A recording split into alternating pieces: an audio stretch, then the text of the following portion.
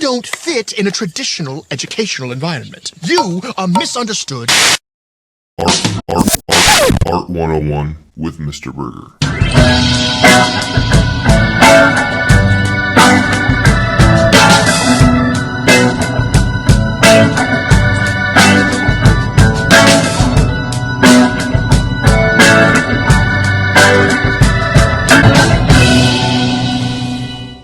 Scholars, welcome back to another episode of Art 101 with me, Mr. Berger. I'm a professional artist, master educator, attempting to provide you with the best in our historical content. If you like this video, make sure you like, share, subscribe, do all those interaction things to help my algorithm stuff, and I will repay you with the best content that I can muster up. We can stay up late, swapping manly stories, and in the morning, I'm making waffles.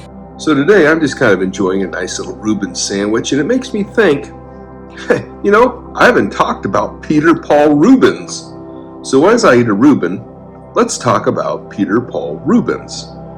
Let's enjoy it.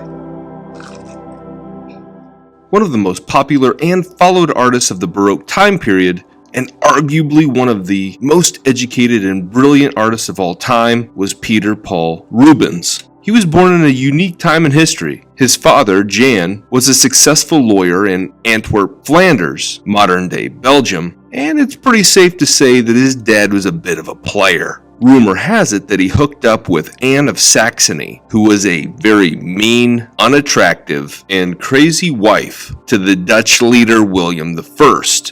Jan was her legal advisor, and they both converted to Calvinism in a very densely populated Roman Catholic area. The work and the religion turned into romance, and Anne and Jan had an illegitimate daughter, Christina, who was born in 1571. It didn't take too long, and Jan was actually arrested. Eventually, he would be released from prison and went back to his wife, Maria. About 9 months after getting out of jail, Mary and Jan's son, Peter Paul, was born in modern-day Germany. But back then it was the country of Valona. But anyway, time sped forward, Jan ended up dying, and Maria would return home to Antwerp with her 3 children. It was there that young Peter Paul Rubens would begin his educational studies in language, but quickly transitioned his focus to art, specifically painting, at some point during his teenage years. He would study under Antwerp artists such as the landscape painter Tobias Wertschiet, the religious artist and teacher Adam van Noort, and the classically trained humanist Otto van Wien. Truly, it was Van Wien that influenced Rubens' take on his studies that would send him to Rome, Italy around 1600. There, he was even more deeply impacted by the Renaissance works of Titian, Michelangelo Buonarroti, and Raphael Sanzio. It was also there that he was influenced by the artwork of Michelangelo Caravaggio, a fellow Baroque artist. And after about 8 years of study in Italy, he would return home to Antwerp, largely due to the news that his mother was deathly ill.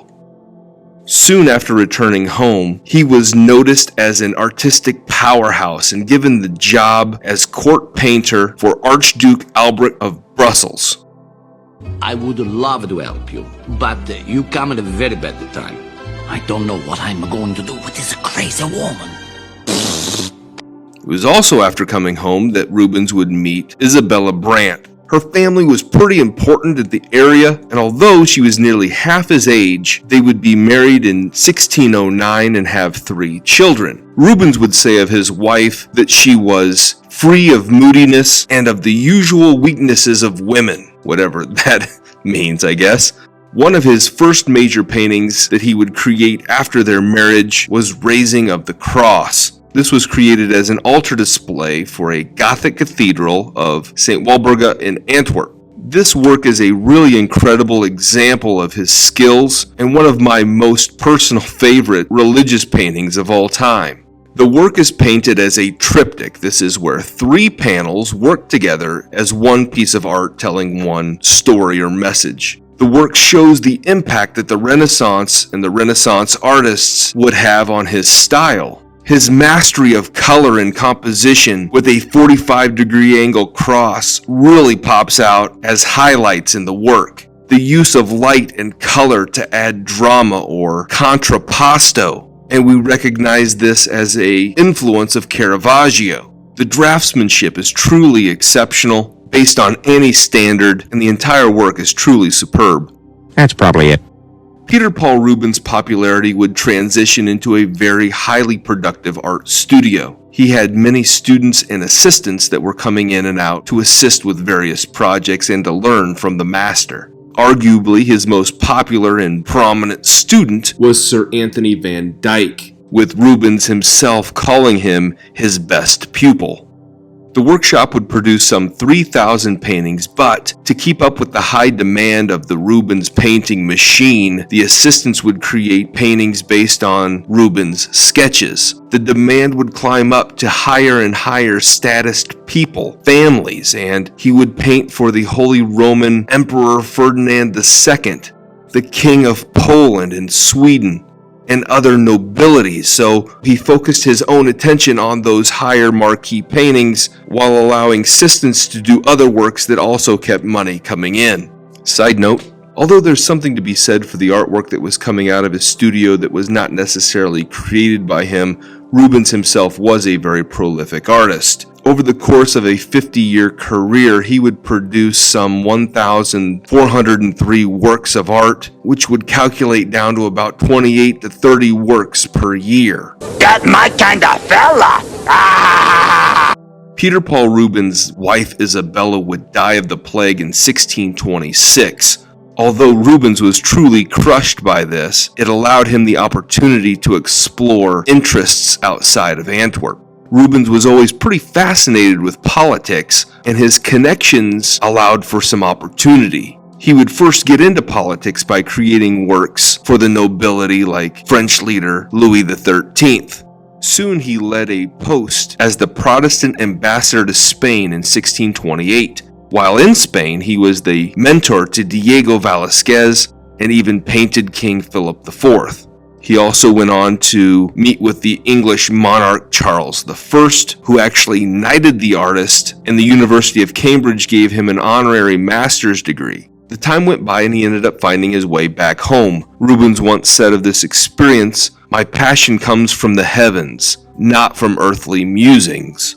At any rate, he was back in Antwerp and coming home as an extremely wealthy man. He was getting paid a considerable amount of money for the paintings that were so-called his, anyway, coming out of his studio. Firmly believing that being skilled and rich was a gift from God, he would say, "Each morning I shoo the beggars and the cripples from my doorstep. If God wanted these vermin to eat, surely he would provide them with sustenance." So although very wealthy and having many great opportunities, he was kind of a jerk. He would end up purchasing a large chunk of land, but also had a studio in town. This property would soon become the subject of several of his landscape paintings. Side note, also with his wealth, Rubens had the opportunity to purchase quite a few pieces of really great artwork. He owned some really great examples of antique sculpture, paintings by his Flemish predecessors and by the Italian masters that he had admired, including the Renaissance master Titian. It's a masterpiece! He also decided that it was time to get remarried. At 53, he wanted some companionship, and he found that in his second wife, Helena, a 16-year-old girl also from Antwerp, whose father was a wealthy silk merchant. Getting older, he became more and more riddled with arthritis, and the master would give up painting in his later life. What?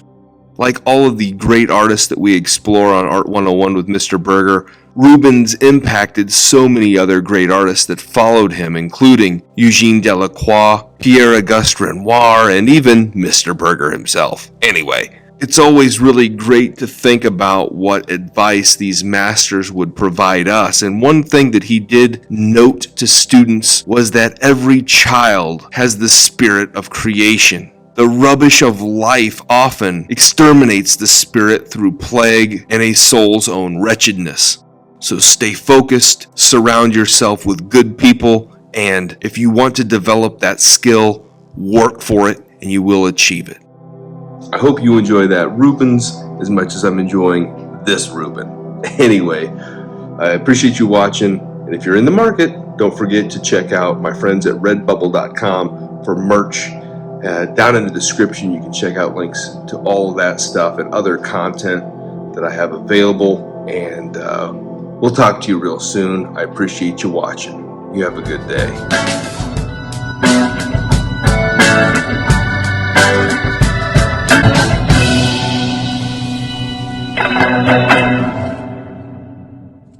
Oh, why does Art hate me? I never did anything to Art. Oh, let's get out of here.